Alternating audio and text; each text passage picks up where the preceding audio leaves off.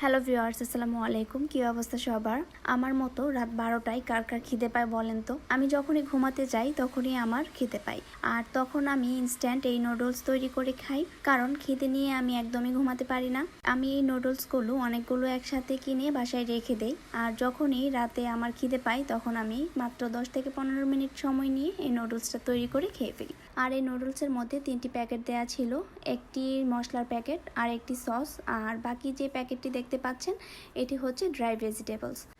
আর এই নুডলসটি তৈরি করা কিন্তু খুবই সহজ। আমি এখানে একে একে 3টি প্যাকেট ছিঁড়ে দিচ্ছি। আমি প্রথমে ড্রাই ভেজিটেবলসের প্যাকেটটা দিয়েছি, এরপর দিয়ে দিলাম মশলার প্যাকেট, এবার দিয়ে দেব সস। দেখুন সসটা দেখতে কতটা সুন্দর, আর এই সসের জন্যই কিন্তু মূলত এই নুডলসটা খেতে ভীষণ ভালো লাগে। সবগুলো প্যাকেট দেওয়ার পর এবার আমি এর মধ্যে পরিমাণ মতো গরম পানি দিয়ে দেব। এরপর সবকিছু একটু মিক্স করে নেব।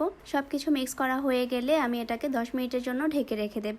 10 মিনিটের মতো ঢেকে রেখে দিলেই এই নুডলসটা তৈরি হয়ে যাবে। এরপর আমি একটি ডিম পোস্ট করে নেব। রাতে হঠাৎ খিদে পেলে আমার মনে হয় ম্যাক্সিমাম মানুষ হচ্ছে নুডলস খেতে পছন্দ করে, আর আমিও তার ব্যতিক্রম নই। আমি প্রায় সময় নুডলস খাই। আর যখন দোকানপাট খোলা থাকে তখন বাইরে থেকে খাবার নিয়ে আসি, দোকানপাট বন্ধ হয়ে গেলে বাসায় নুডলস তৈরি করি।